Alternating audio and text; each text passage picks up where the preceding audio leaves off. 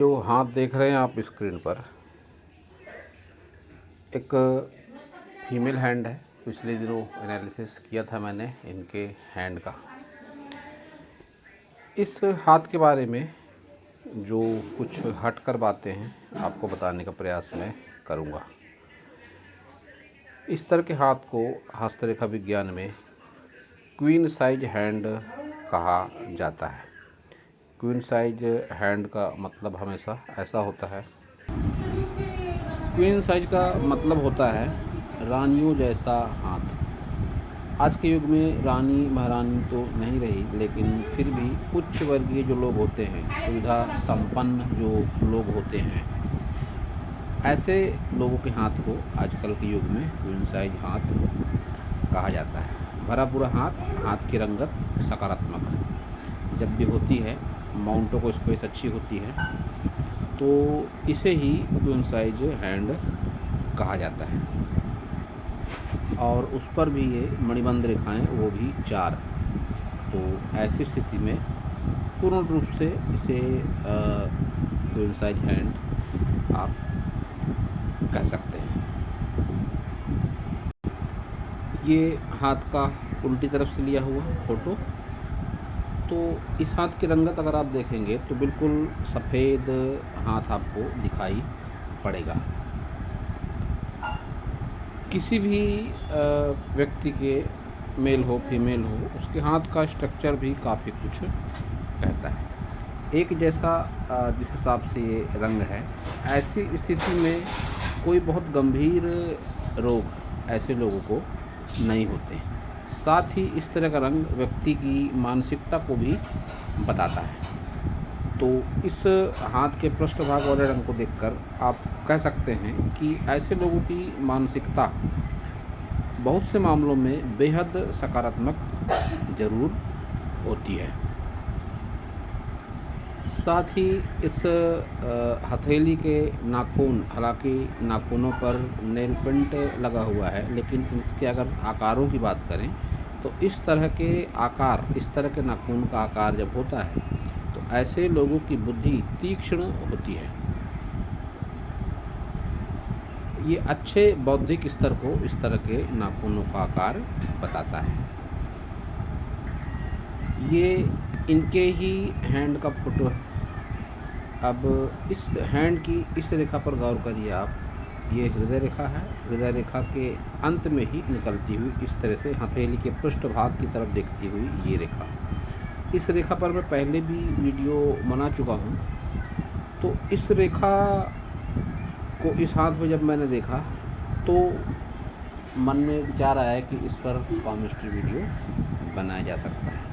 साधारण तौर पर जब इस तरह से रेखाएं होती हैं हृदय रेखा पर ही, इस जगह पर या इस जगह पर या इस जगह पर, जो हथेली के पृष्ठभाग की ओर देखती हुई ना हो, तो ऐसी स्थिति में जब रेखाएं इस जगह पर हो तो इनको फ्लर्टिंग लाइन कहा जाता है कि व्यक्ति का ध्यान लाइफ पार्टनर के अलावा भी कहीं अन्य भटकता है। लेकिन ऐसी स्थिति में जब हृदय रेखा के अंत में हो और हथेली के पृष्ठभाग की तरफ देखती हुई रेखा हो, तो फिर इस रेखा के मायने थोड़े से चेंज हो जाते हैं। ऐसी स्थिति में ऐसा होता है कि 50+ की आयु में व्यक्ति के जीवन में ऐसा कोई व्यक्तित्व आ सकता है, या किसी का व्यक्तित्व इनको पसंद हो सकता है, इनको या जिसके भी हाथ में इस तरह की रेखा है।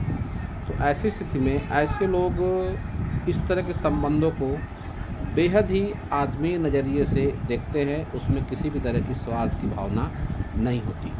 और मैंने हमेशा बात कही है कि जो भी रेखा हथेली के पृष्ठभाग की तरफ देखती हुई लगती है या पीछे से निकलती है, उसका मतलब, उसका अर्थ हमेशा पुनर्जन्म से होता है। पिछले जन्म को इस तरह की रेखाएं बताती हैं। तो ऐसी स्थिति में ऐसा भी कह सकते हैं कि इस तरह की रेखा जो होती है, जो संबंधित जो भी व्यक्ति इनके जीवन में आता है, उसका ऐसे लोगों से जिसके हाथ में इस तरह की रेखाएं हैं, तो पिछले जन्म से कोई ना कोई मतलब ज़रूर होता है। इस तरह की रेखा को प्रायः बहुत ही नैतिक संबंधों को लेकर देखा जाता है। नैतिक संबंधों के साथ आत्मीयता से जोड़कर देखा जाता है, और आत्मीयता के साथ ही निस्वार्थ फ्रेंडशिप या जिसमें किसी तरह का कोई स्वार्थ ना हो, किसी तरह का कोई लालच ना हो, उस तरह की फ्रेंडशिप से या संबंधों से जोड़कर इस तरह की रेखा को देखा जाता है।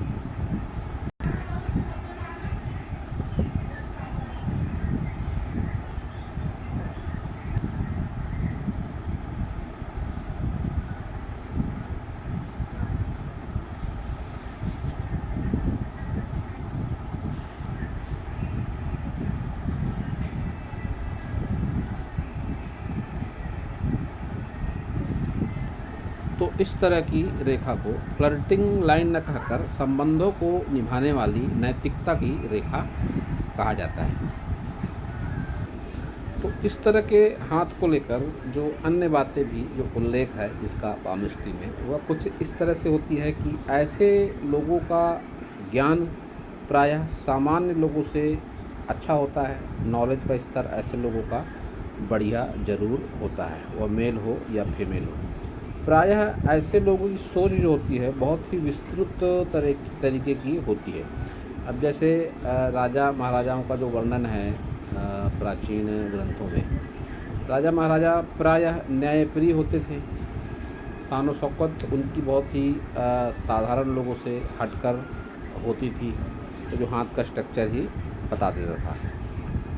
और भी जो बातें हैं कि ऐसे लोग प्रायः कम बोलने वाले होते हैं। नॉलेज के हिसाब से ही ऐसे लोग प्रायः बातें करते हैं, कम बोलने वाले होते हैं, सारगर्भित बातें बोलने वाले होते हैं। आपने सुना होगा वैसे भी कि जो पुराने राजा महाराजा होते थे या आज के युग में भी जो बहुत ज़्यादा बातें करते हैं या इधर उधर की बातें करते हैं, ऐसे लोगों के हाथ भी प्रायः बहुत अलग तरीके के होते हैं। क्या कारण है कि घर की नौकरानी को या आजकल के युग में जैसे जो छोटे मोटे लोग होते हैं या जिनका वैचारिक स्तर बहुत अच्छा नहीं होता, वह बिना मतलब की ही बातें हमेशा करते रहते हैं। तो आपने भी सुना होगा कि पुराने ज़माने में दास दासियाँ ये लोग ही जो होते थे वो इधर उधर की बातें करते थे, और जो प्रायः राजा या रानी या जो संपन्न बुद्धिजीवी स्तर के लोग हैं वह प्रायः कम बोलते हैं लेकिन अच्छा बोलते हैं। तो इस तरह के हाथ को देखकर भी इस तरह की बातें पता लगाई जा सकती है कि ऐसे लोगों को निरर्थक बातें करना प्रायः पसंद नहीं होता है। आप अगर अपने आसपास किसी के हाथ में नज़र डालेंगे जो प्रायः निम्न वर्ग से संपर्क रखते हैं या जिनकी सोच बहुत अच्छी नहीं है, उनके हाथ का रंग आपको प्रायः सकारात्मक नहीं दिखेगा। रूखा सूखा हाथ या बहुत कठोर हाथ या हाथ का रंग ग्रे टाइप का या बहुत ही लाल, जो गुस्सैल स्वभाव को बताता है। इस तरह का हाथ जब भी होगा किसी व्यक्ति का, तो आप समझ लीजिए कि उसकी बुद्धिमत्ता का स्तर साधारण तौर पर अच्छा ज़रूर होता है। और ऐसे लोगों में जो एक बात और देखी जाती है, प्रायः ऐसे लोग थोड़े से दयालु स्वभाव के ज़रूर होते हैं। स्वास्थ्य से संबंधित समस्या इनको हो सकती है, क्योंकि वीनस जिस हिसाब से साथ में थोड़ा सा डिस्टर्ब लगता है, तो स्वास्थ्य से संबंधित समस्या भी ऐसे लोगों को अधिकतर ओल्ड एज में होती है। लेकिन कम से कम बोलना, नैतिकता के दायरे में रहना और दयालु स्वभाव रखना, यह इस तरह के हाथ की क्वालिटी होती है। जिसका भी हाथ इस तरह का होता है, ये बातें साधारण तौर पर ऐसे लोगों के व्यक्तित्व में आ ही जाती हैं। और इस हाथ के अगर सूर्य की बात करें, तो जब मैंने इनका एनालिसिस किया था तो इन्होंने जानकारी दी थी कि हम जहाँ कहीं भी जाते हैं प्रायः हमको लोग बहुत ही उच्च वर्गीय समझते हैं। ये बात मैं अपने सैकड़ों वीडियो में कह चुका हूँ कि जब भी सूर्य पर्वत थोड़ा सा दबा होता है, तो ऐसी स्थिति में दो बातें तो होती हैं कि ऐसे लोगों का कोई एहसान जल्दी नहीं मानता है कि ये लोग किसी का कितना भी भला कर लें, ऐसे लोगों को एहसान नहीं मानता है। और इनके जीवन का स्तर भले ही कैसा भी हो, इनकी मानसिक स्थिति किसी भी तरीके की हो, इनके पास रुपया पैसा हो चाहे ना हो, लेकिन आमतौर पर जो सामाजिक इनकी इमेज होती है वो प्रायः ऐसी होती है कि ऐसे लोगों के पास काफ़ी पैसा है, इनके पास काफ़ी रुपया पैसा है, इनका जीवन स्तर काफ़ी बढ़िया है, इनको कोई कमी नहीं है। ऐसी बातें प्रायः समाज में इनके बारे में लोग करते देखे गए हैं। ये बात मैं बहुत सारी वीडियो में कह चुका हूँ सूर्य पर्वत इस तरीके का देख के। तो इनको भी अगर ऐसी फीलिंग आती है कि इनके साथ व्यवहार इस तरह का हो रहा है, तो ये इनके सूर्य पर्वत के कारण हो रहा है, इनके हाथ के रंग की वजह से हो रहा है, और इनके हाथ में जो क्वालिटियाँ हैं इसके वजह से ही इनका समाज में मान सम्मान, प्रतिष्ठा और जो इनका वैचारिक स्तर के बारे में जो सकारात्मक बातें लोग सोचते हैं वह इस तरह के हाथ के कारण ही होता है। तो हमारे हस्तरेखाओं में जितने भी तरह की सकारात्मक या नकारात्मक बातें होती हैं उसका हमारे व्यक्तित्व पर भी असर ज़रूर होता है, और उस व्यक्तित्व का जो असर होता है वह हमारे सोच पर और फिर हमारे जीवन पर भी ज़रूर होता है। तो दोस्तों, यह था इस हाथ के विषय में और इस सब्जेक्ट पर मेरा नॉलेज। अगर आपको मेरा वीडियो अच्छा लगा हो तो आप मेरे चैनल को सब्सक्राइब करें, मेरी वीडियो को लाइक करें, शेयर करें, कमेंट करें, और पूरा वीडियो देखने के लिए आप सभी का बहुत बहुत धन्यवाद।